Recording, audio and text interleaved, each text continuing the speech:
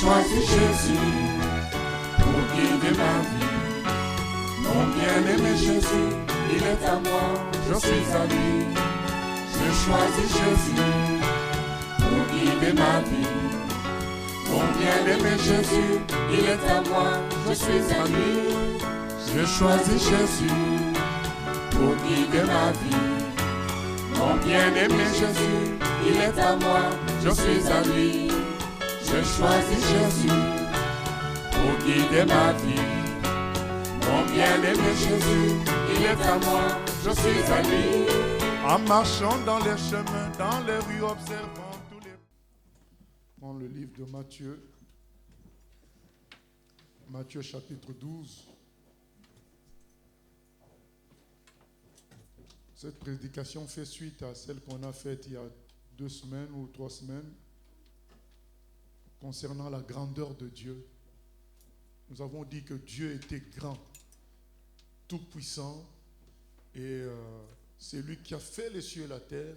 Et les cieux et la terre témoignent de sa grandeur quand on voit le soleil, tout en sachant que le soleil ne fait que partie des milliards et des milliards d'étoiles. Donc quand on voit tout ça, on voit la lune, les étoiles, la terre, les eaux, les montagnes. On ne peut que réaliser la grandeur de Dieu quand on voit la lumière, les capacités de la lumière, l'air qu'on respire. Et c'est ce même composant, c'est toujours l'air qui porte les avions. Quand on voit tout ça, on voit la grandeur de Dieu. Quand on voit la beauté humaine, on voit la grandeur de Dieu. Et quand on mange les fruits, on expérimente la grandeur de Dieu. Et il est écrit dans Romains 1,18 que les gens qui ne croient pas en Dieu sont de mauvaise foi. Ils sont méchants. Ils ne veulent pas accepter l'évidence. C'est pourquoi la Bible commence par le verset « Au commencement, Dieu a créé ». Donc Dieu n'explique pas sa réalité. Il considère qu'il est évident. Lui, Dieu, il est évident. C'est pourquoi la Bible commence par « Au commencement, Dieu créa ». Donc la Bible n'explique pas Dieu. Présente Dieu directement. Parce que c'est évident de comprendre que Dieu existe. C'est pourquoi les gens qui refusent Dieu, en réalité, c'est de la mauvaise foi. C'est ce qui est écrit dans Romains 1,18. Ils cachent injustement la vérité que Dieu existe. Mais sa puissance est manifeste. Et Dieu a envoyé son propre fils, Jésus, pour démontrer que lui, Dieu existait, à travers plusieurs miracles que Jésus a accomplis. Il a montré qu'il était réellement fils de Dieu, Dieu, et que tout avait été créé par lui. Jésus, face à un aveugle de naissance, il a pris sa salive, il a fait avec de la terre une sorte de pâte, de boue, qu'il a introduit dans les yeux de l'aveugle. Et l'aveugle a retrouvé la vue. Un tel miracle. Donc à partir de la saleté, à partir de la boue qu'on met dans les yeux, et l'aveugle peut voir. Jésus-Christ a multiplié les pains. Il a calmé la tempête. Il a dit à la tempête, silence, tais-toi. Et il voulait montrer par là que Dieu est grand et je suis son fils. Donc plusieurs miracles. Jésus a ressuscité Lazare. Il a dit à Lazare, sors du tombeau. Ça faisait 4 jours que Lazare était mort. Il a manifesté la grandeur de Dieu. Donc Dieu manifeste sa grandeur à travers sa création, à travers les miracles et les prodiges qu'il accomplit par ses serviteurs et par son propre fils Jésus. Dieu manifeste sa grandeur. Et on avait expliqué que puisque Dieu est grand, nous devons être prêts à tout lui demander, à marcher dans cet esprit-là que Dieu est grand et à accomplir sa mission. Dieu est grand, donc nous on est petits. Première chose, on reconnaît notre péché, notre faiblesse. Deuxième chose, on met notre foi en Dieu. Il va nous sauver de nos péchés. Il va nous sauver de la maladie. Il va nous sauver de la déchéance humaine parce que l'humanité est dans la déchéance. Dieu va nous sauver de tout ça. Il nous a promis que le dernier jour, il nous ressuscitera. Et troisièmement, puisque Dieu est grand, nous allons le servir. C'est ça qui a été notre conclusion. Mais nous voulons continuer à expliquer, à parler de la grandeur de Dieu et du point maximum où il a manifesté sa grandeur. Nous lisons donc dans Matthieu 12, au verset 38. Alors quelques-uns des scribes et des pharisiens prirent la parole et dirent, « Maître, nous voudrions te voir faire un miracle. » Donc c'est un message pour tous ceux qui veulent cantonner la grandeur de Dieu au miracle. Donc on a dit Dieu était grand par sa création, c'est visible, c'est évident. Mais il a fait aussi des prodiges, des miracles. Lorsqu'on voit David qui triomphe de Goliath, lorsqu'on voit les amis de Daniel entrer dans la fournaise ardente, en ressortir indemne, sans même l'odeur de la fumée. Dieu a fait beaucoup de prodiges. Mais il y a un plus grand prodige qui va accomplir, qui va marquer une victoire totale. Parce qu'il faut sa victoire totale sur terre, parce qu'il faut savoir que même si Dieu est grand, il y a Satan et l'homme qui ont introduit le péché dans l'humanité. Et ce péché a eu un pouvoir dévastateur qui ruinait tout ce que Dieu avait fait. D'ailleurs, on voit combien les hommes se tuent entre eux, combien il y a de maladies. Malgré les découvertes médicales, il y a les maladies qui apparaissent et qui font souffrir les humains.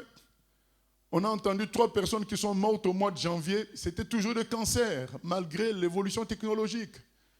Donc tout ça vient du péché, la destruction vient du péché. Et même si Jésus faisait des miracles, le péché continue à agir. Le péché n'était pas vaincu par les miracles. Jésus a multiplié le pain un jour, mais le lendemain, les gens allaient avoir toujours faim. Il a calmé la tempête un jour, mais quelques mois plus tard, il y aurait eu encore d'autres tempêtes. Parce que le vrai ennemi, c'est la mort et le péché. Le péché produit la mort. C'est ça, le vrai ennemi, c'est le péché qui a apporté la destruction dans l'humanité. Jésus a fait des miracles, il a montré la grandeur de Dieu. Dieu a fait la création, il a montré sa grandeur. Mais la création a été polluée par le mal, par le péché. Donc malgré la grandeur de Dieu, il y a d'autres souffrances. Il y a des guerres, des maladies, la vieillesse, la déchéance physique. Tout ça amène les gens, et puis il y a les envies incontrôlées. Tout ça amène les gens à douter parfois de l'existence de Dieu en voyant les souffrances, les maux de la terre. Mais tout ça vient du péché. Donc le Seigneur, il a fait les miracles pour attirer l'attention de tout le monde. Dire, je suis le Fils de Dieu, écoutez-moi. Mais ce n'est pas par les miracles qu'il allait obtenir sa grande victoire, qui est la victoire sur le péché. Donc il lui restait à faire un dernier miracle qui allait être sa grande victoire sur le mal, sur le péché, qui est la principale source de destruction ici sur la terre. Et on lui dit, dans l'esprit toujours de puissance, on mesure la qualité d'un homme par sa puissance. On lui dit, fais-nous encore un miracle. Au verset 38, alors quelques-uns des scribes et des pharisiens prirent la parole et dirent, Maître, nous voudrions te voir faire un miracle. Amuse-nous encore avec un miracle. Jésus a dit non, ce n'est pas vous qui allez piloter les miracles. Ce n'est pas vous qui allez me commander de faire des miracles. C'est l'Esprit de Dieu. Ça, c'est un. Mais deuxièmement, il leur dit ceci. Il leur répondit, une génération méchante et adultère demande un miracle. Il ne lui sera donné d'autre miracle que celui du prophète Jonas. Il dit, vous demandez un miracle, mais moi, je ne vais vous faire qu'un seul miracle. Car de même que Jonas fut 3 jours et 3 nuits dans le ventre d'un grand poisson, de même le Fils de l'homme sera 3 jours et 3 nuits dans le sein de la terre. Les hommes de Ninive se lèveront au jour du jugement avec cette génération et la condamneront parce qu'ils se repentirent à la prédication de Jonas. Et voici, il y a ici plus que Jonas. Donc Jésus dit ceci. Il dit, je ne veux pas vous faire un miracle de plus pour vous épater. Je veux vous faire maintenant le dernier miracle, le plus grand. Je veux me laisser crucifier et je veux me laisser tuer, mais le 3e jour, je vais récupérer ma vie. C'est ça le plus grand miracle du Seigneur, parce que c'est le miracle qui triomphe de l'élément destructeur de la terre, le péché, le mal. C'est le péché et le mal qui détruit. Maintenant, qui détruisent la terre, les humains et tout ce qu'il y a dedans. Maintenant, le Seigneur allait vaincre le péché et le mal. Et cette victoire allait se manifester par la résurrection. Mais le combat, lui, ce n'est pas la résurrection. La résurrection n'est qu'une conséquence. Mais le combat, le miracle, c'était la victoire sur le mal et le mal, le péché et la mort. C'était ça le combat. Prendre le péché des humains sur lui. Prendre le péché des humains sur lui. Supporter le mal fait par les humains contre lui.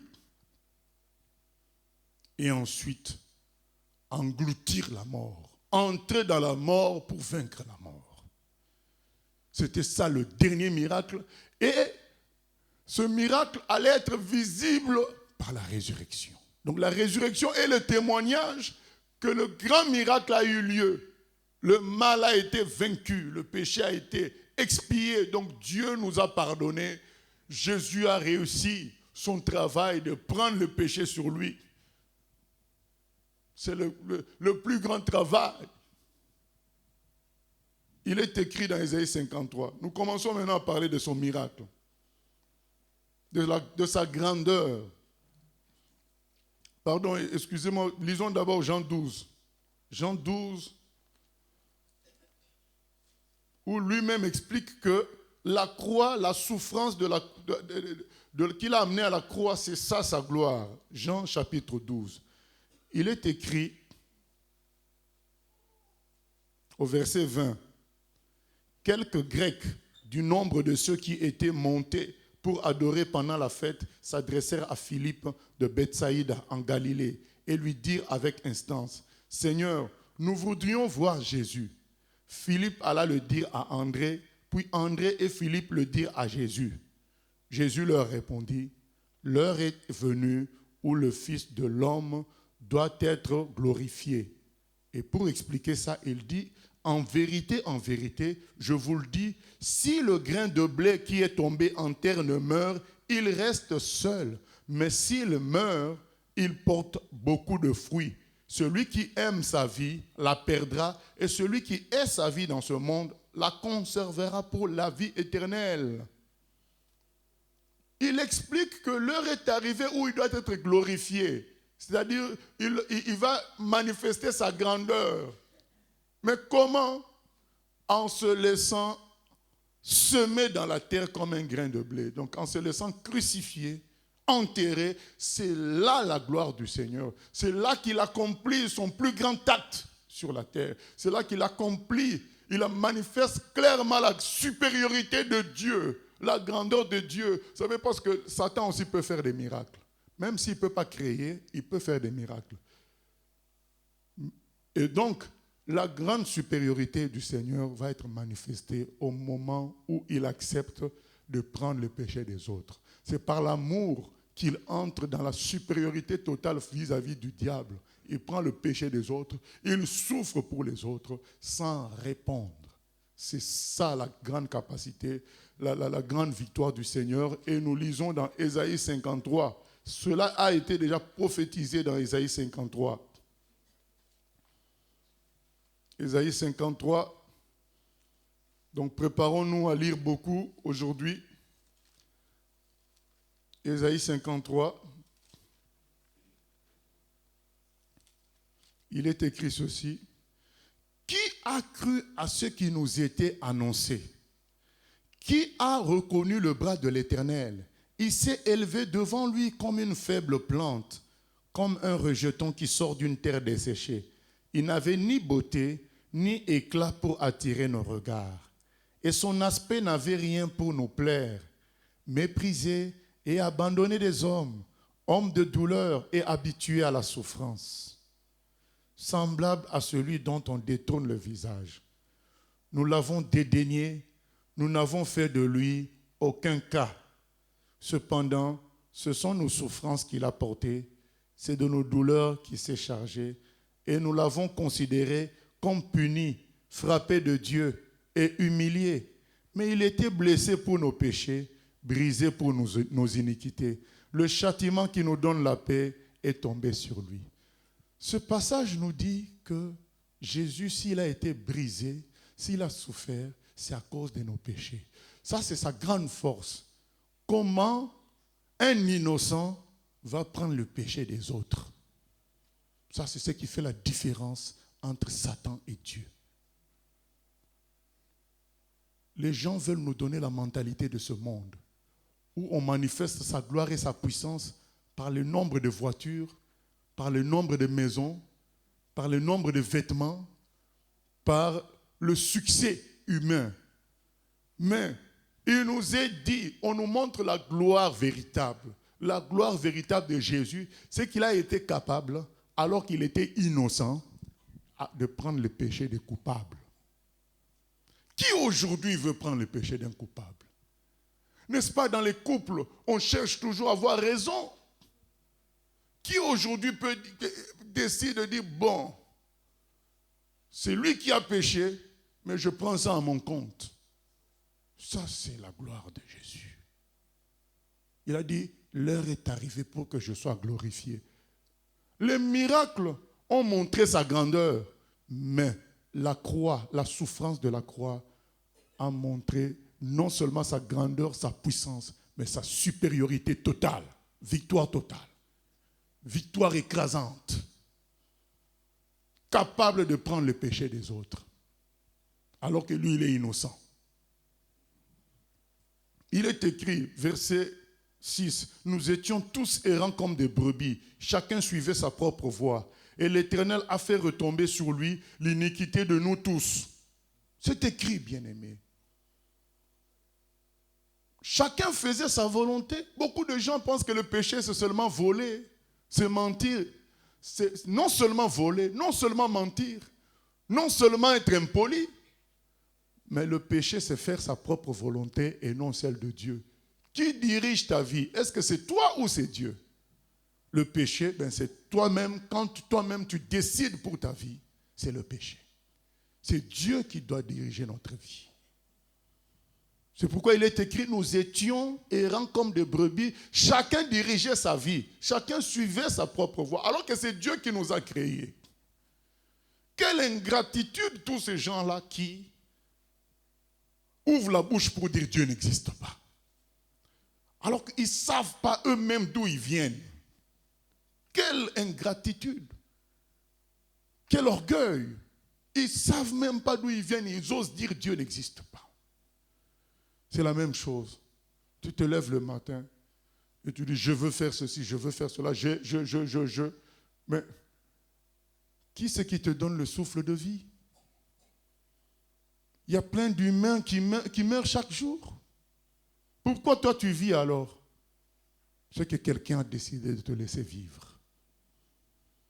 Donc quand chacun suit sa propre voie, c'est de la rébellion. C'est écrit au verset 7. Il a été maltraité et opprimé et il n'a point ouvert la bouche. Il n'a point ouvert la bouche. Il n'a pas fait de procès. Maltraité et opprimé. Il n'a point ouvert la bouche. Semblable à un agneau qu'on mène à la boucherie, à une brebis muette devant ceux qui l'attendent. Il n'a point ouvert la bouche. Il a été enlevé par l'angoisse. Jésus a souffert d'angoisse. C'est écrit là. nous pensons que quand les angoisses nous arrivent, ce n'est pas normal en tant que chrétien. Mais Jésus a souffert aussi d'angoisse. C'est possible. Le poids du mal peut être fort et produire en nous des angoisses. Jésus a souffert de cela. Il a été enlevé par l'angoisse et le châtiment. Et parmi ceux de sa génération, qui a cru qu'il était retranché de la terre des vivants et frappé pour les péchés de mon peuple? On a mis son sépulcre parmi les méchants, son tombeau avec le riche, quoiqu'il n'ait point commis de violence et qu'il n'y ait point eu de fraude dans sa bouche. Il a plu à Dieu, à l'Éternel, de le briser par la souffrance. Après avoir livré sa vie en sacrifice pour le péché, il verra une postérité et prolongera ses jours. Et l'œuvre de l'Éternel prospérera entre ses mains. Donc ce verset 10 nous parle de la résurrection. Après avoir livré sa vie en sacrifice pour les péchés des humains, il prolongera ses jours. Car la victoire, c'est justement ce sacrifice-là. La grandeur de Dieu, c'est le sacrifice de Jésus. Il se donne pour les coupables. Verset 11. À cause du travail de son âme, il rassasiera ses regards. Par sa connaissance, mon serviteur juste justifiera beaucoup d'hommes et il se chargera de leurs iniquités. À cause du travail de son âme. Aujourd'hui, on veut nous faire le travail du corps. Pendant un temps, Jésus a fait le travail du corps. Il a marché, il a prêché, il a fait des miracles, des choses visibles, des choses qui bougent. Mais le grand travail, le grand miracle, c'était le travail de l'âme. C'est-à-dire ton âme est convaincue que tu as raison. Mais toi, tu dois prendre la faute des autres. Ton âme te dit, mais non, toi, tu as raison. Mais la volonté de Dieu, c'est que tu souffres pour les autres. Jésus a beaucoup souffert dans son âme. Son âme a beaucoup lutté. On va lire ça. Mais il a dit, papa, que ta volonté s'accomplisse. Il fallait qu'il souffre. Et c'est son travail là, de son âme qui a apporté la résurrection et qui nous a apporté le salut. Aujourd'hui, bien-aimés, l'enseignement, c'est que nous devons davantage nous concentrer sur le travail de l'âme.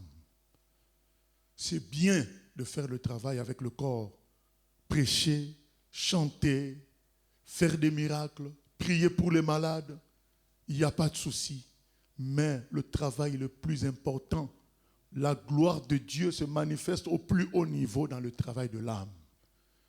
Quand tu sais te laisser écraser pour la gloire de Dieu, c'est ça le grand travail. C'est ça qui apporte les plus grandes victoires. C'est le travail de la prière. Il est écrit au verset 11. À cause du travail de son âme, il rassasiera ses regards. Par sa connaissance, mon serviteur juste justifiera beaucoup d'hommes. Il se chargera de leurs iniquités. C'est pourquoi je lui donnerai sa part avec les grands. Il partagera le butin avec les puissants, parce qu'il s'est livré lui-même à la mort et qu'il a été mis au nombre des malfaiteurs, parce qu'il a porté les péchés de beaucoup d'hommes et qu'il a intercédé pour les coupables. Amen. Et ce passage est inscrit dans les Écritures 700 ans avant que le Seigneur ne vienne. On voit comment Dieu avait déjà préparé ce plan depuis longtemps, préparé son travail depuis longtemps. Et nous revenons dans Matthieu au chapitre 26 pour lire en ce qui concerne le travail de l'âme du Seigneur. Pour lire en ce qui concerne la grandeur, pour lire tout ce qui concerne la grandeur du Seigneur. Sa grandeur a été manifestée. Matthieu 26.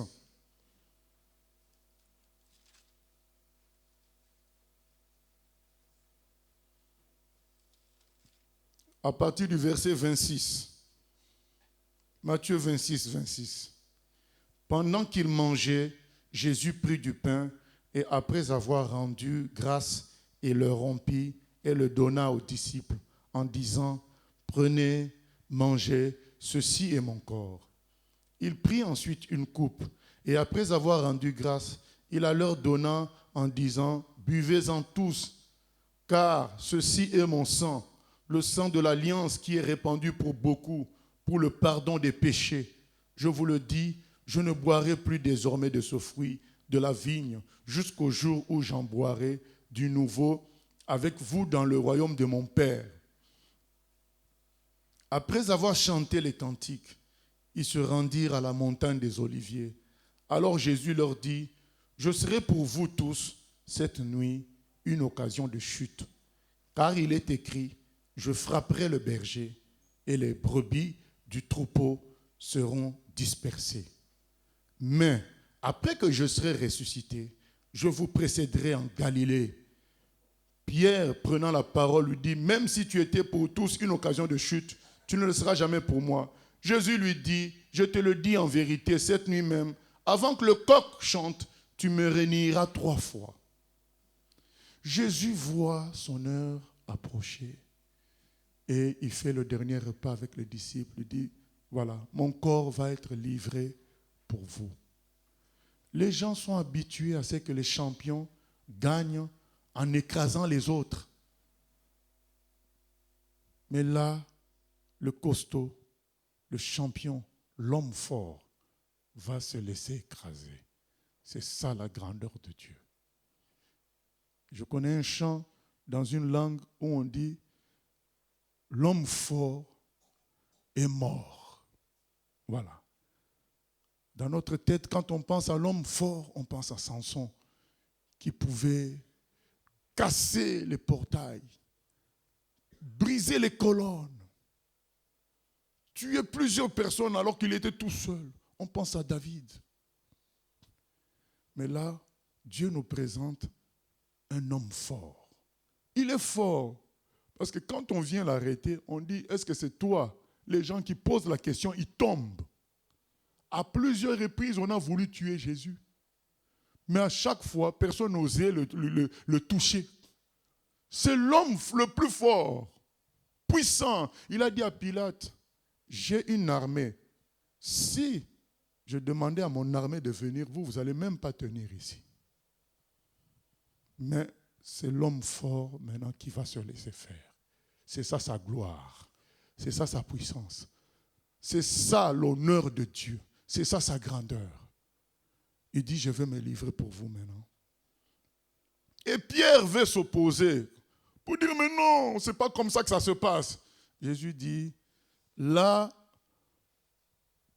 avant ça se passait comme des champions qui écrasent les autres. Maintenant, ça doit se passer ainsi.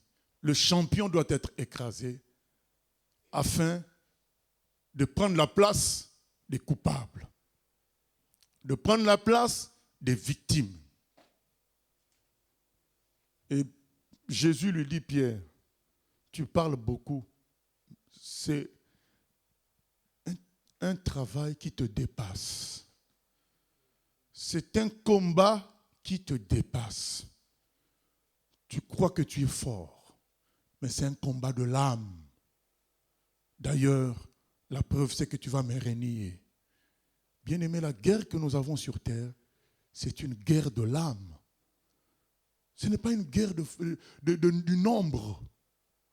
Beaucoup de gens se disent, bon, la pression augmente contre nous les chrétiens.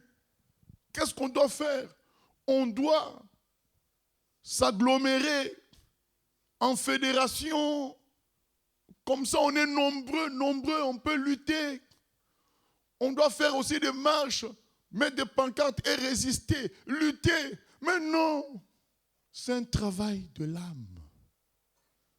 Et Pierre a dit non, ça ne va pas se passer comme ça. Jésus a dit, ce n'est pas un combat physique. Ça n'a rien à voir avec le nombre. Ça n'a rien à voir avec la puissance physique de l'homme. C'est un combat spirituel, Pierre. C'est un niveau très élevé. C'est ce qui demande que je sois écrasé. Parce que le niveau de combat dépasse le niveau de l'homme. Et d'ailleurs, tu vas en payer les frais, Pierre. Tu vas comprendre que c'est un niveau qui dépasse le niveau de l'homme. C'est un niveau spirituel. ça demande à s'humilier. Et comme toi, tu crois que c'est par la lutte humaine, tu vas me renier, tu vas te rendre compte que ta force humaine ne peut pas entrer dans ce combat-là. C'est ce qui s'est passé par la suite. Verset 35. Pierre lui répondit, même s'il me fallait mourir avec toi, je ne te renierai pas. Et tous les disciples dirent la même chose. Mais nous connaissons la suite, ils avaient tous fui, sauf Jean. Verset 36. Là-dessus, Jésus alla avec eux dans un lieu appelé Gethsémane. Et il dit aux disciples, asseyez-vous ici pendant que je m'éloignerai pour prier.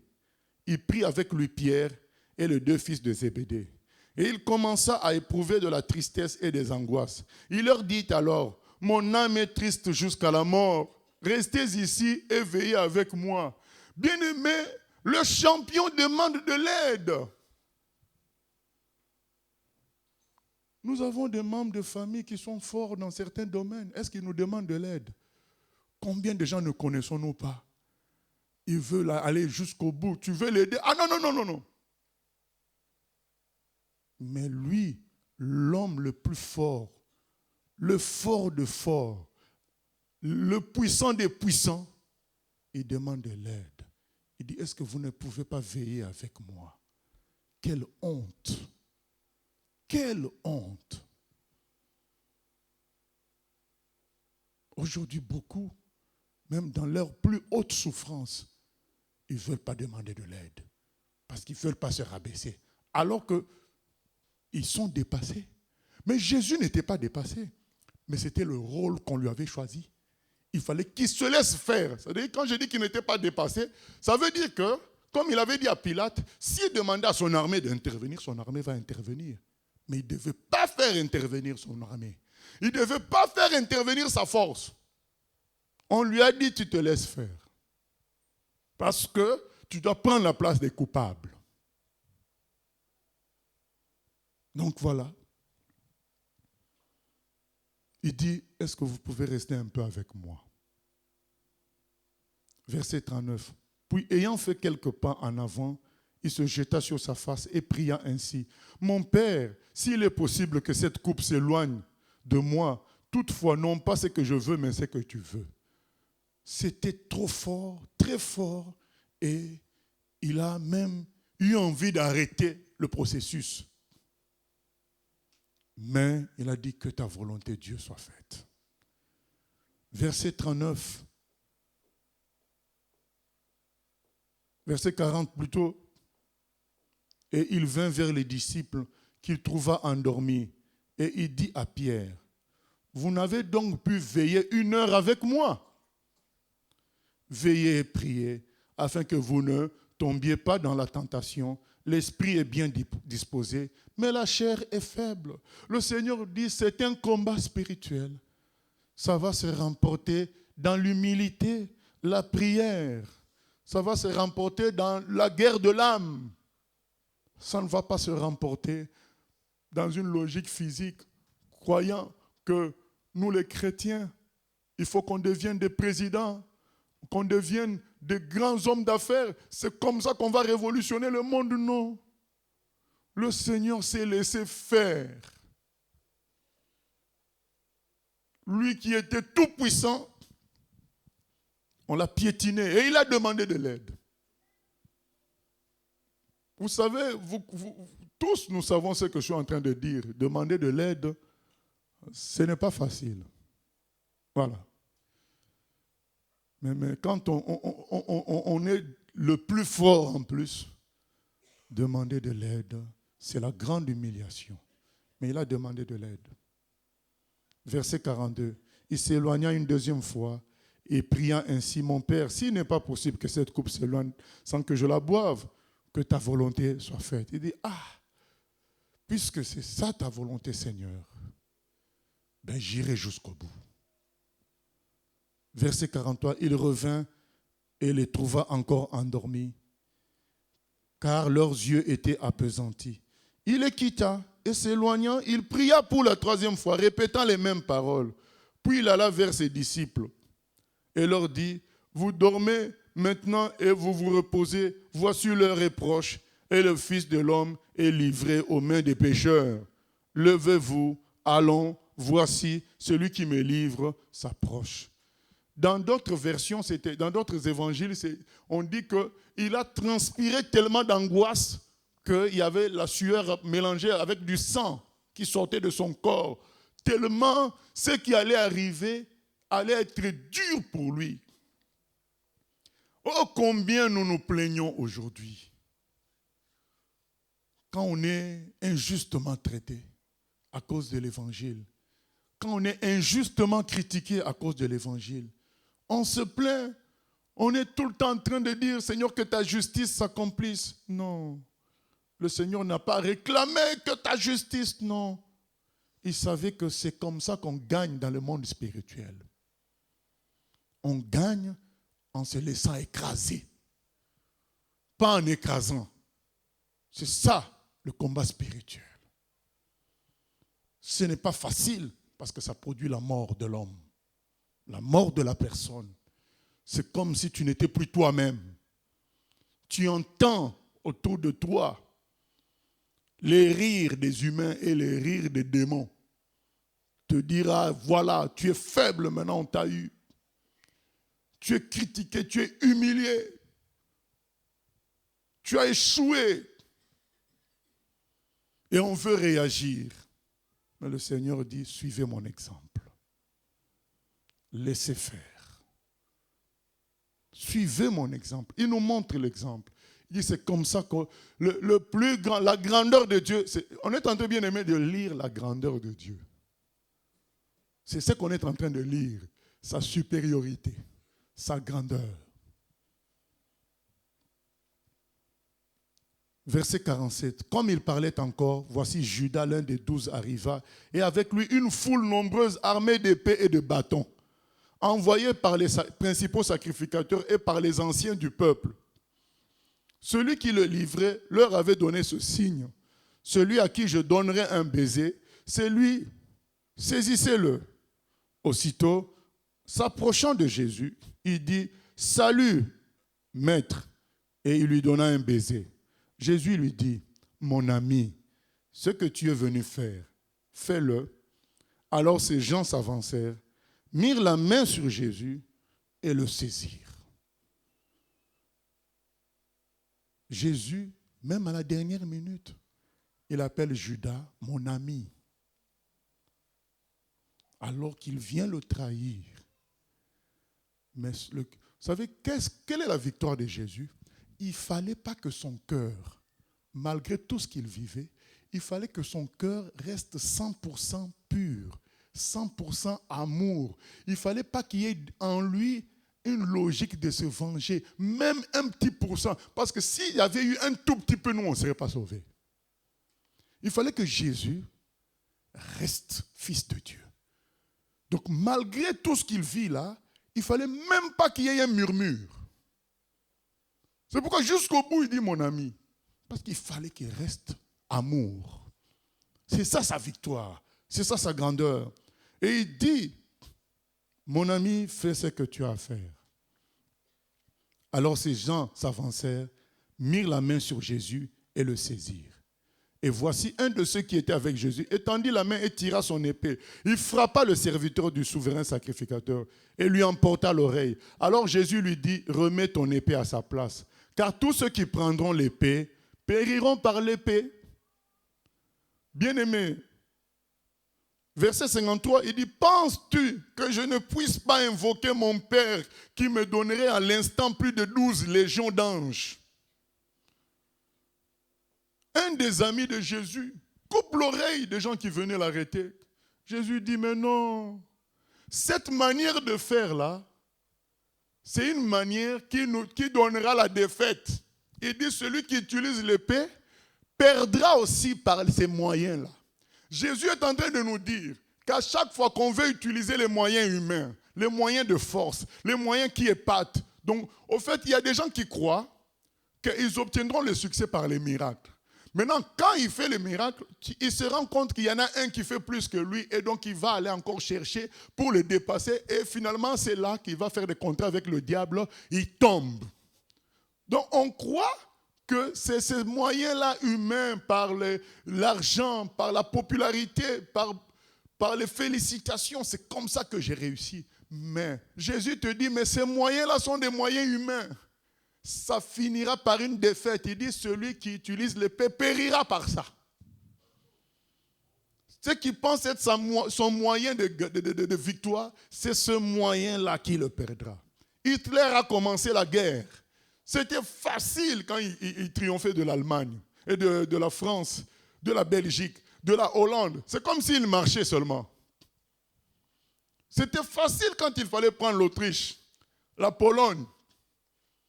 Mais les mêmes moyens que lui, il a utilisés, il y a les États-Unis d'Amérique qui ont utilisé les mêmes moyens. Une armée massive avec beaucoup d'appareils. Et il a perdu la guerre. Il s'est suicidé. Jésus dit, ce n'est pas comme ça. En répondant au mal par le mal. Ça, c'est le système du monde. C'est le système du diable. Si vous utilisez les mêmes moyens, vous serez vaincus. Il dit, est-ce que tu ne penses pas que moi, si je dis à mon père d'envoyer 12 légions d'anges, ils viennent me délivrer ici? Dans l'Ancien Testament, nous voyons qu'un seul ange a tué 180 000 hommes. Mais là, lui, il peut inviter 12 légions. Donc plus de 60 000. Il dit, mais si on doit m'envoyer 12 légions, elles vont venir. Mais il faut que les choses se passent ainsi, parce que c'est ainsi que je peux remporter ma victoire. Qu'est-ce qu'il dit? Il dit, penses-tu que je ne puisse pas invoquer mon Père qui me donnerait à l'instant plus de 12 légions d'anges? Comment donc s'accompliraient les Écritures d'après lesquelles il doit en être ainsi? Il dit, mais ce que je suis en train de vivre, bien-aimés, vous êtes témoins, nous avons lu ça dans Ésaïe. Ésaïe, ça a été écrit 700 ans avant que Jésus-Christ ne vienne. Ce que je suis en train de vivre, c'était déjà écrit comme ça. Pourquoi, bien-aimés? Le problème qui est là, c'est que Dieu a fait les cieux et la terre. Il a fait les humains. Et le péché est entré, a pollué tout ça. Maintenant, Dieu avait deux possibilités. Première possibilité, tout détruire et recommencer autre chose. Voilà, tout détruire et recommencer autre chose. Mais, il est écrit dans Jean 3,16, Dieu a tant aimé le monde.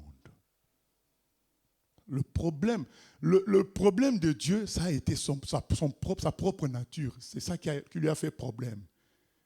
Il est amour. Il a aimé beaucoup ce qu'il avait fait. Vous vous souvenez, au début, il dit, ce qu'il fit était bon. Il a beaucoup aimé ça. Il ne se voyait pas détruire ça comme ça. Alors il faut trouver une solution. Puisque Dieu ne pouvait non plus accepter le mal qui était dans sa création. Il fallait trouver une solution. La solution que Dieu a trouvée, c'était la résurrection. Tuer ce qu'il a fait, mais pas à jamais, pour que ça ressuscite. Mais pour cela, il fallait régler le problème du mal. La justice de Dieu réclamait que ce mal-là soit jugé et condamné, sinon il n'est pas bon. Parce que si Dieu est bon, il doit juger le mal. Or, le mal était déjà dans l'humanité, dans la création. Il fallait que Dieu juge ce mal. Et le seul jugement de Dieu, c'était la mort. C'est là que son fils Jésus, c'est là que Jésus entre en scène. Il dit, moi, je vais venir, je vais prendre le péché de l'humanité. Je vais subir le mal, parce qu'il ne fallait pas non seulement prendre le péché, mais affronter le mal et vaincre le mal. C'est pourquoi nous sommes en train de lire la scène où Jésus est face au maximum du mal. Le maximum du mal, c'est là. C'est-à-dire que lui qui est tout puissant, général en chef des armées de Dieu, mais il se laisse taper. Ça, c'est le maximum du mal. Il se laisse inférieur. C'est pourquoi il dit aux amis qui veulent en découdre physiquement, il dit non, ça doit se passer comme ça. Parce que Dieu a décidé de laisser la création mourir pour une résurrection. Mais cela n'est possible que si le jugement est parfait. il faut que je sois jugé, il faut que je sois condamné parce que j'ai pris vos péchés. Laissez faire. Laissez faire.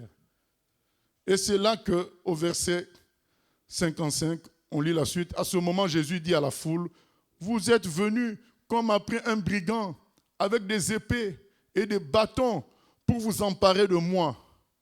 J'étais tous les jours assis parmi vous, enseignant dans le temple, et vous ne m'avez pas saisi.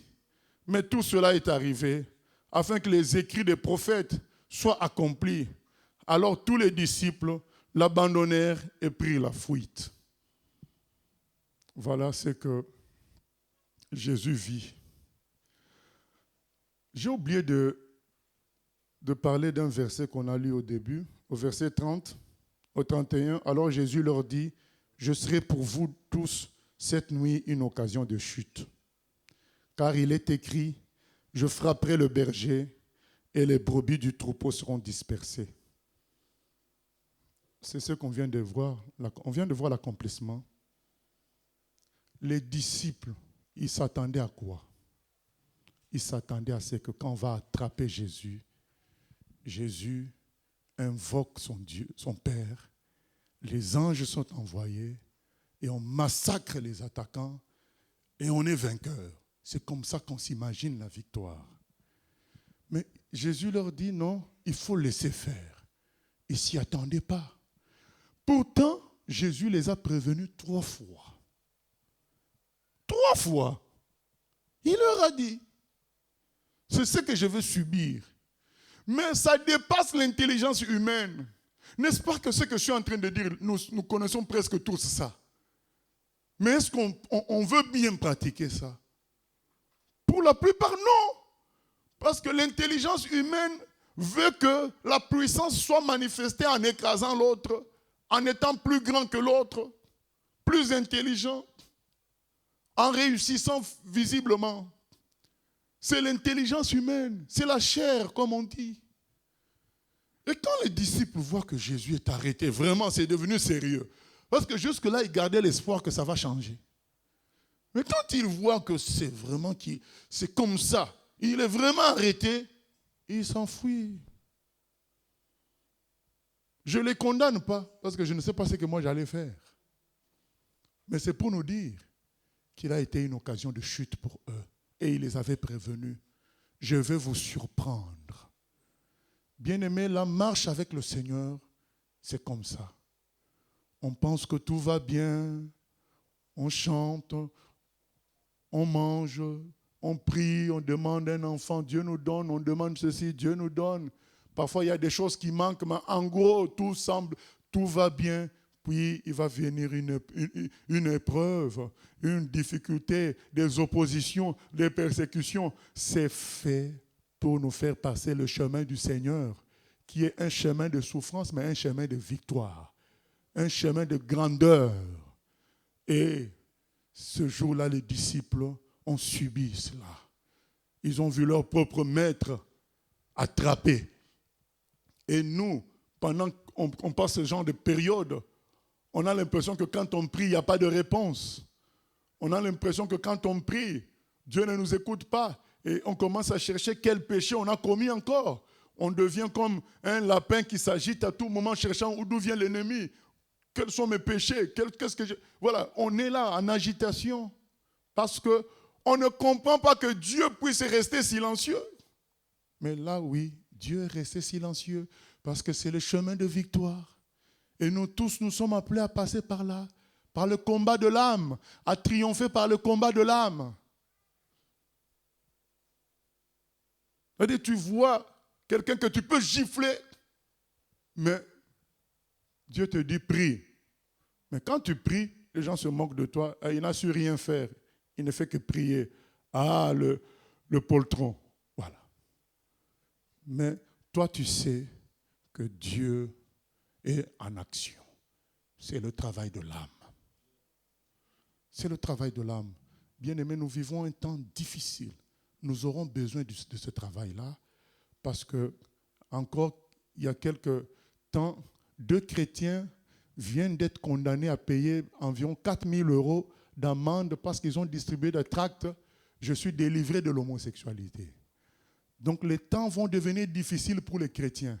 Les chrétiens qui pensent vaincre par la force humaine, par beaucoup d'argent, en étant nombreux, en faisant des articles, en cherchant eux aussi à passer à TF1 pour parler avec les gens qui pensent vaincre comme ça par la force, ils trahiront le Seigneur. Comme Pierre a cru qu'il pouvait vaincre en faisant comme les païens, en tuant, en utilisant l'épée, il a renié le Seigneur. Il n'a pas trahi, il a renié le Seigneur. Et les gens, les chrétiens aujourd'hui qui pensent qu'il faut que Dieu nous donne beaucoup d'argent, comme ça on va rivaliser dans les tribunaux, on va rivaliser dans les chaînes de télévision. Ils se trompent parce que ce n'est pas ça la manière de faire du Seigneur. Le Seigneur, il agit quand on est écrasé. Voilà. Je déçois peut-être certaines personnes, mais c'est dans la parole. Et le Seigneur avait prévenu les autres, je vais vous décevoir ce soir. Je serai une occasion de chute pour vous. Donc je vais vous décevoir. Vous vous attendez à certaines choses, mais vous allez vivre le contraire. Vous vous attendez à ce que les anges viennent m'accompagner, qu'on prenne Israël, qu'on prenne... Là, vous allez vivre le contraire. Mais il faut que ça se passe ainsi, parce que c'est comme ça qu'on peut vaincre les forces des ténèbres. Il faut que je sois vainqueur du péché et du mal. Ensuite, je serai vainqueur de la mort. Et là, Jésus s'est fait sérieusement arrêter. Les disciples fuient, verset 57. Ceux qui avaient saisi Jésus l'emmenèrent chez le souverain sacrificateur Caïphe, où les scribes et les anciens étaient assemblés. Pierre le suivit de loin jusqu'à la cour du souverain sacrificateur. Il y entra et s'assit avec les serviteurs pour voir comment cela finirait. Les principaux sacrificateurs et tout le Sanhédrin cherchaient quelques faux témoignages contre Jésus, suffisants pour le faire mourir. Mais ils n'en trouvèrent point. Quoique plusieurs faux témoins se soient présentés. Enfin, il en vint deux qui dirent, « Celui-ci a dit, je puis détruire le temple de Dieu et le rebâtir en 3 jours. » Le souverain sacrificateur se leva et lui dit, « Ne réponds-tu rien? Qu'est-ce que ces hommes déposent contre toi ?» Jésus garda le silence. Et le souverain sacrificateur, prenant la parole, lui dit, « Je t'adjure, par le Dieu vivant, de nous dire si tu es le Christ, le Fils de Dieu. » Jésus lui répondit, « Tu l'as dit. De plus, je vous le déclare, vous verrez désormais le Fils de l'homme assis à la droite de la puissance de Dieu et venant sur les nuées du ciel. » Alors, le souverain sacrificateur déchira ses vêtements, disant, « Il a blasphémé. Qu'avons-nous encore besoin de témoins? Voici, vous venez d'entendre son blasphème. Que vous en semble? » Il répondit, « Il mérite la mort. » Là-dessus, ils lui crachèrent au visage et lui donnèrent des coups de poing et des soufflets en disant, « Christ, prophétise, dis-nous qui t'a frappé. » Voilà, bien-aimé, la souffrance du Fils de l'homme, homme de douleur, comme c'est écrit dans Ésaïe. Est-ce qu'on va lire tout ce qu'on va lire? Je préfère en parler avant d'oublier, mais nous n'allons voir nulle part Jésus-Christ condamner les gens qui l'ont abandonné. Il ne les a pas condamnés. Il n'a pas condamné ses disciples. Il n'a pas condamné les gens qui sont en train de lui cracher dessus. Il n'a pas fait. S'il avait fait ça une seule part, donc rien que 1%, ça allait annuler notre salut. Et il était conscient de ça. Il fallait qu'il reste pur. Bien-aimé, c'est le travail que Dieu nous demande. Laissons Dieu vaincre par le sacrifice, par la prière, par la simplicité.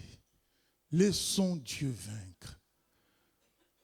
Pendant le temps que tout cela se passe, on a l'impression qu'on est vaincu, on est battu.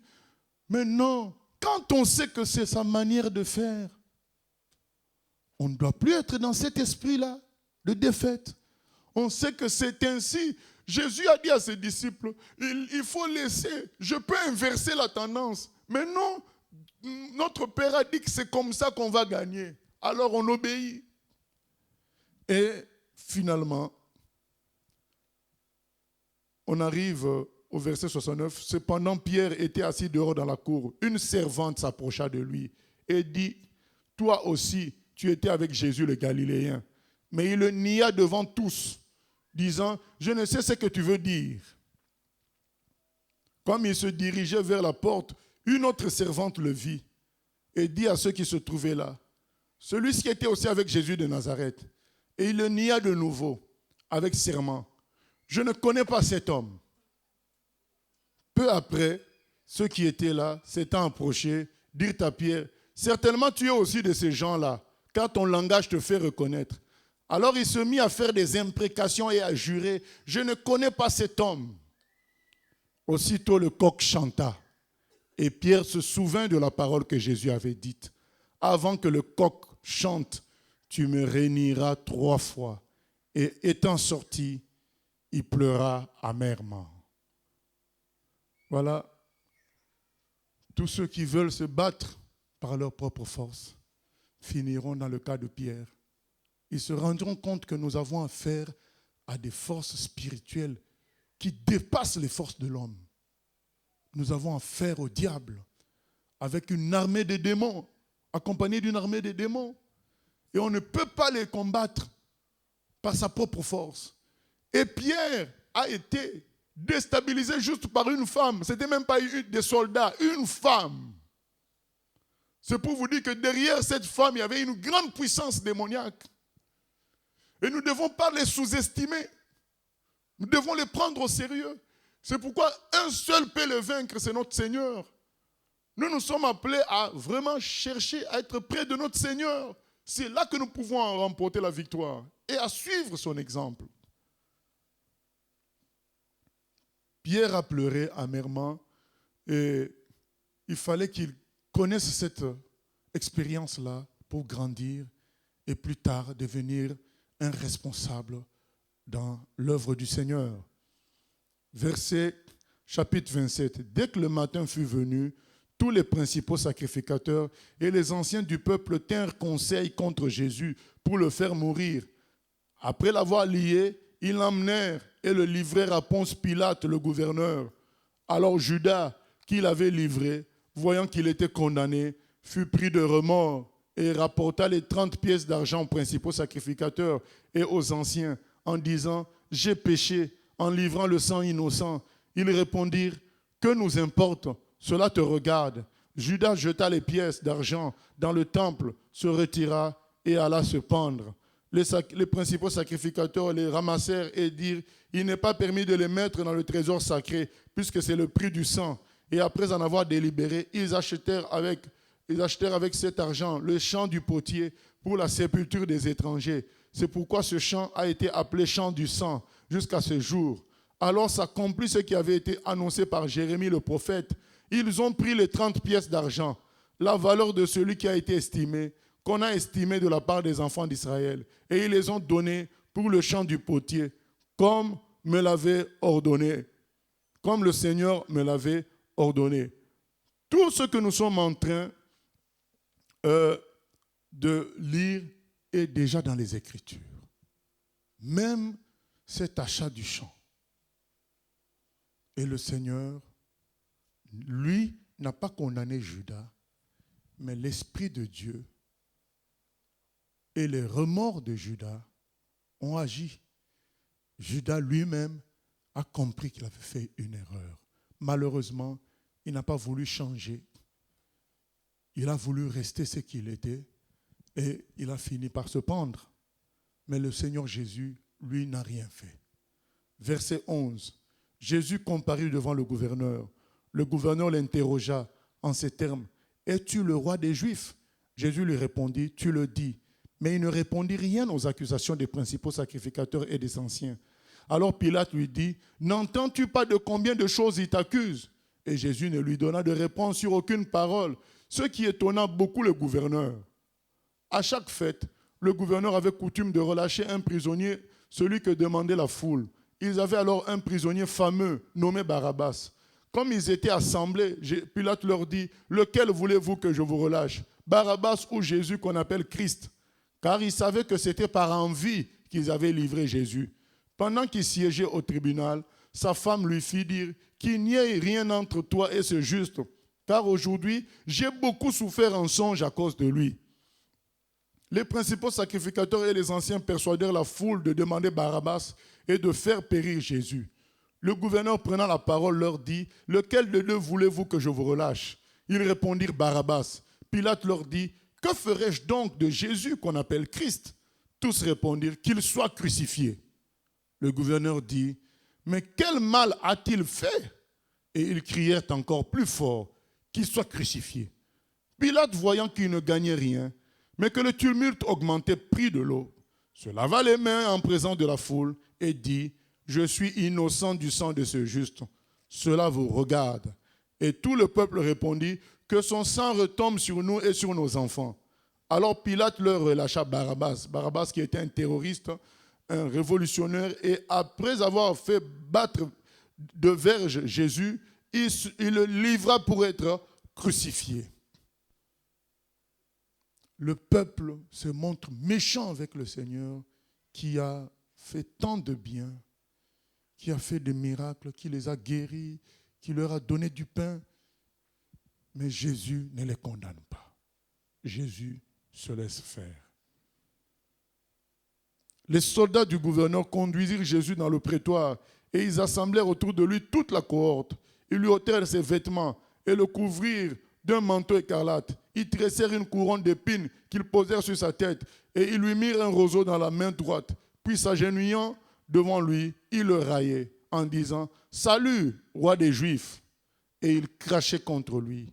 Prenez le roseau et frappez sur sa tête.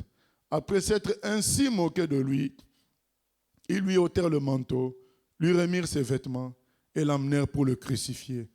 Lorsqu'ils sortirent, ils rencontrèrent un homme de Cyrène appelé Simon et ils le forcèrent à porter la croix de Jésus. Arrivé au lieu nommé Golgotha, ce qui signifie lieu du crâne, ils lui donnèrent à boire du vin mêlé de fiel, mais quand il eut goûté, il ne voulut pas boire. Après l'avoir crucifié, ils se partagèrent ses vêtements en tirant au sort afin que s'accomplisse ce qui avait été annoncé par le prophète. Ils se sont partagés mes vêtements et ils ont tiré au sort ma tunique. Puis ils s'assirent et le gardèrent. Pour indiquer le sujet de sa condamnation, on écrivit au-dessus de sa tête « Celui-ci est Jésus, le roi des Juifs ». Avec lui furent crucifiés 2 brigands, l'un à sa droite et l'autre à sa gauche. Les passants l'injuriaient et secouaient la tête en disant « Toi qui détruis le temple et qui le rebâtis en 3 jours, sauve-toi toi-même, si tu es le Fils de Dieu. Descends de la croix. » Les principaux sacrificateurs avec les scribes et les anciens se moquaient aussi de lui et disaient « Il a sauvé les autres et il ne peut se sauver lui-même. S'il est roi d'Israël, qu'il descende de la croix et nous croirons en lui. Il s'est confié en Dieu, que Dieu le délivre maintenant s'il l'aime. Car il a dit « Je suis fils de Dieu ». Les brigands crucifiés avec lui l'insultaient de la même manière. Jésus malmené par tout le monde. Malmené par tout le monde. La différence entre nous et lui, c'est que lui, il savait qu'il était parfait. Il était fils de Dieu. Il n'avait rien à se reprocher. Mais les choses devaient se passer ainsi. C'est ça sa grandeur, c'est ça sa gloire. Et pourquoi il y a un chant qui dit « De la croix, la grâce coule comme un fleuve constamment ». Nous comprenons pourquoi Jésus a dit « Tout ce que vous demanderez à mon nom, je vous le donnerai ». Nous comprenons maintenant pourquoi Jésus a dit « À mon nom, vous chasserez les démons ». Quel démon peut résister après que Jésus les ait vaincus comme ça? Parce que Jésus, malgré tout le mal qu'on lui fait là, vous voyez tout ce qui se passe là. Bien aimé, pour nous, c'est une lecture. Mais pour Jésus, le vivait. Nous sommes en train de lire. Lui, le vivait. Les gens que tu as aidés. Les gens, quand le juge est convaincu que tu es innocent, vous vous imaginez quel va être votre regard? Quelle va être votre attitude? Vous êtes au tribunal. Le juge dit, on va faire une suspension de séance. Et dans la suspension de séance, il te dit, mon ami, je sais que tu es innocent, mais tu vois, c'est compliqué pour moi ici. Je serai obligé de te laisser. Alors, et vous voyez ce juge qui vous a dit en cachette qu'il était que vous étiez innocent, et maintenant en public, il vous laisse entre les mains de vos ennemis. Quelle va être quelle colère vous n'allez pas avoir? Où les gens se comportent comme des spectateurs. Des gens aussi qui ont bien compris, on sait, parce qu'il y a des gens qui ont bien compris qui tu es. Mais quand ils se retrouvent avec d'autres personnes, ils font semblant comme s'ils ne savent pas qui tu es. Et ils parlent comme eux aussi. Parce que, influencés par la puissance du nombre. Quand on sait tout ça, bien-aimé, est-ce que vous savez comment ça détruit le cœur? Mais Jésus a laissé faire parce qu'il s'est dit, ça doit se passer ainsi. Je nous exhorte, bien-aimés, à suivre l'exemple de notre Seigneur. Malgré tout ce micmac-là, que nous on lit, mais lui le vivait. Et quand tu vis ça, tu dis, mais c'est pas possible. Donc ces gens-là, que j'ai aidés, maintenant ils sont comme des spectateurs d'un match de boxe, ils attendent qui va gagner pour supporter celui qui va gagner. Donc le peuple était là en train de voir entre Jésus et le pharisien qui va gagner. Et on va être du côté du plus fort. Et beaucoup de personnes sont comme ça. Quand on est fort, ils sont avec nous. Mais quand maintenant ils nous sentent qu'on n'est plus, on semble ne pas être fort comme on l'était avant, ils regardent maintenant, attendant la trajectoire que va prendre le combat pour savoir qui ils vont supporter. Maintenant, quand tu vois tout ça, et qu'on est faible comme nous, on est déstabilisé, ça fait mal, c'est tout. Mais imagine que tu vois tout ça, mais tu es tout puissant. Tu sais qu'après, tu peux revenir condamner tous ces gens-là. Mais Jésus ne l'a pas fait. Parce que ça devait se passer ainsi. Il ne s'est pas dit, attendez, vous allez voir quand je vais ressusciter, vous tous là. Non. Parce qu'il ne fallait pas qu'il ait une petite pensée de ce genre-là. Il suffisait qu'il ait une petite pensée, comme je suis en train de dire là, notre salut est annulé. Il fallait qu'il reste parfait. Un agneau muet. Muet par sa bouche et dans son cœur aussi. Jésus était muet dans le cœur. Est-ce que vous vous imaginez quelqu'un muet dans son cœur?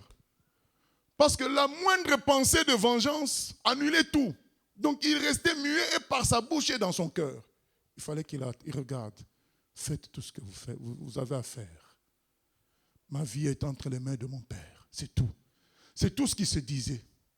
Dans les psaumes, c'est écrit, je voyais constamment le Seigneur à ma droite. C'est un verset qui concerne Jésus. Donc lui, il se concentrait sur son Père constamment à sa droite. Son Père était constamment à sa droite. Un point, c'est tout. C'est ça qui importait. Jusqu'à ce que même le Père qui était à la droite l'abandonne à la croix. Parce qu'il avait, c'était le maximum, les péchés des humains étaient là. Les péchés des humains étaient sur lui. Verset 45. Depuis la 6e heure jusqu'à la 9e, il y eut des ténèbres sur toute la terre. Et vers la 9e heure, Jésus s'écria d'une voix forte, Eli, Eli, lama sabachthani, c'est-à-dire, mon Dieu, pourquoi m'as-tu abandonné? Quelques-uns de ceux qui étaient là, l'ayant entendu dire, il appelle Eli. Et aussitôt l'un d'eux courut prendre une éponge, qu'il remplit de vinaigre, et l'ayant fixé à un roseau, il lui donna à boire. Mais les autres disaient, laisse, voyons si Élie viendra le sauver. Jésus poussa de nouveau un grand cri et rendit l'esprit. Et voici, le voile du temple se déchira en deux. Amen. Le salut est accompli maintenant. Donc dans le livre de Jean, c'est écrit dans Jean 19, 30. Là, en ce moment-là, il a dit, tout est accompli. Ça y est. Je suis resté parfait tout en subissant le mal du monde, tout en subissant l'oppression du monde, tout en prenant les péchés des hommes. Moi, je suis resté parfait. Le péché est lavé. Le voile qui séparait le lieu très saint, le lieu saint a été déchiré. Maintenant, on peut entrer dans la présence de Dieu. Tout est accompli. Verset 50, Jésus poussa de nouveau un grand cri et rendit l'esprit. Et voici le voile du temple se déchirant en deux. Depuis le haut jusqu'en bas, la terre trembla, les rochers se fendirent, les sépulcres s'ouvrirent, et plusieurs corps des saints qui étaient morts ressuscitèrent. Étant sortis de tombeaux, après la résurrection de Jésus, ils entrèrent dans la ville sainte et apparurent à un grand nombre de personnes. le centenier et ceux qui étaient avec lui pour garder Jésus, ayant vu le tremblement de terre et ceux qui venaient d'arriver, furent saisis d'une grande frayeur et dirent, assurément cet homme était fils de Dieu. Il y avait là plusieurs femmes qui regardaient de loin et qui avaient accompagné Jésus depuis la Galilée pour le servir. Parmi elles était Marie de Magdala, Marie mère de Jacques et de Joseph et la mère des fils de Zébédée. Nous lisons au chapitre 28, après le sabbat à l'aube du premier jour de la semaine, Marie de Magdala et l'autre Marie allèrent voir le tombeau et voici, il y eut un grand tremblement de terre car un ange du Seigneur descendu du ciel vint rouler la pierre et s'assit dessus. Son aspect était comme l'éclair et son vêtement blanc comme la neige. Les gardes tremblèrent de peur et devinrent comme morts. Mais l'ange prit la parole et dit aux femmes, « Pour vous, ne craignez pas, car je sais que vous cherchez Jésus qui a été crucifié. Il n'est point ici, il est ressuscité, comme il l'avait dit. Venez, voyez le lieu où il était couché, et allez rapidement dire à ses disciples qu'il est ressuscité des morts. Et voici, il vous précède en Galilée, c'est là que vous le verrez. Voici, je vous l'ai dit. » Elles s'éloignèrent rapidement du tombeau avec crainte et avec une grande joie, et elles coururent porter la nouvelle aux disciples. Et voici Jésus vint à leur rencontre et dit, « Je vous salue. » Elles s'approchèrent pour saisir ses pieds et elles l'adorèrent. Alors Jésus leur dit, « Ne craignez pas, allez dire à mes frères de se rendre en Galilée. C'est là qu'ils me verront. » Amen. Bien-aimé, l'ange vient, il roule la pierre, mais Jésus n'est plus dans le tombeau. Parce que par sa résurrection, il peut traverser les murs. Quand l'ange roule la pierre, le tombeau est vide. Ce que Jésus a accompli à la croix a donné une nouvelle création. La création des ressuscités. Maintenant, c'est ce que nous attendons. Nous attendons la manifestation de la gloire de Dieu. Mais sur terre, il nous est demandé de marcher dans les mêmes pas que notre Seigneur Jésus. Sur les pas du Seigneur. Dans un esprit d'humilité, de sacrifice. Car c'est ainsi que la grandeur de Dieu a été manifestée. Dieu a été grand parce qu'il a été plus fort que le mal. Plus fort que la mort parce qu'il a été plus fort que le mal. L'apôtre Pierre dit dans 1 Corinthiens 15, « Ô mort, où est ta victoire? Où est ton aiguillon? » Ton aiguillon, c'était le péché, mais Jésus a englouti le péché. La mort a été engloutie dans la victoire. C'est pourquoi quiconque parle au nom du Seigneur Jésus est dans la victoire. Mais il ne suffit pas de parler en son nom, il fait vivre comme lui maintenant désormais. Les temps sont difficiles. Et nous clôturons avec Hébreux 9, 28, qui nous dit ceci. Jésus, il a souffert comme ça parce qu'il avait pris nos péchés. Il a souffert parce qu'il devait se laisser faire pour engloutir le mal. Vous savez, c'est quelqu'un qui prend carrément les microbes, il engloutit. Maintenant, il te dit, je ne suis pas mort malgré tout. Les microbes, je les ai engloutis. Donc vous, vous êtes guéris parce que j'ai pris vos microbes. Vous n'avez plus de microbes. Il devait être petit à cause de ça. Mais maintenant, il n'est plus petit. Maintenant, il est tout puissant. Et c'est lui que nous attendons. Malgré toute cette impression que le nouvel ordre mondial nous donne une impression de toute puissance. Il contrôle tout. Les francs-maçons et les autres, ils contrôlent tout. Mais c'est faux. Parce que Jésus ne reviendra plus en faible comme ça. Nous lisons dans Hébreux 9, 28. Il est écrit au verset 27, « Et comme il est réservé aux hommes de mourir une seule fois, après quoi vient le jugement, de même, Jésus qui s'est offert une seule fois pour porter les péchés de beaucoup d'hommes, apparaîtra sans péché une seconde fois à ceux qui l'attendent pour leur salut. » Amen. Alors donc nous sommes priés de passer par les mêmes chemins que le Seigneur en attendant notre salut. Jésus est passé par ce chemin-là en attendant sa résurrection.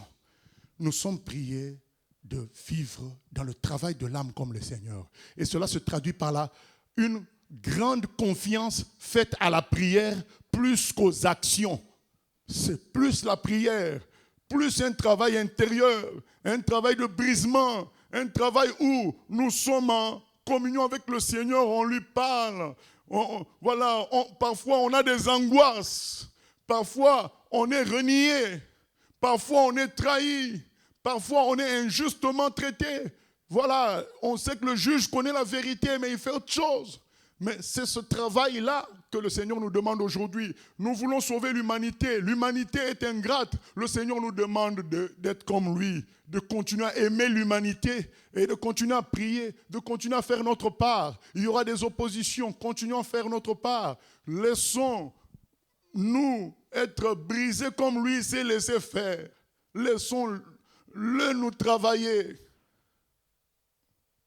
Bref, bien-aimés, soyons grands comme notre Seigneur a été grand. La Bible dit, soyez saints comme votre Père est saint. La manifestation de la grandeur du Seigneur, ça a été la croix.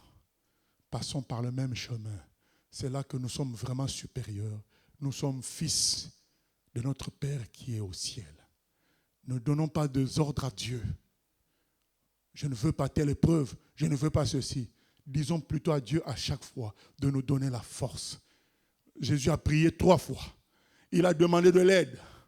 Un ange est venu le soutenir. Faisons cela. Ne choisissons pas les épreuves, mais demandons à chaque fois la force au Seigneur. Toujours, Seigneur, je veux voir clair. Mais en attendant, Jésus va se manifester.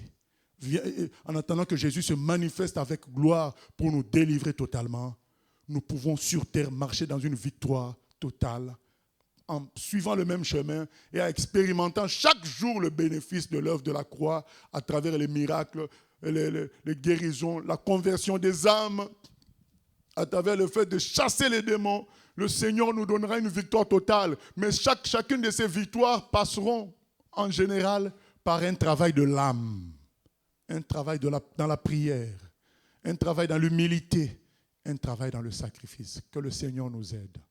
Au nom de Jésus. Amen.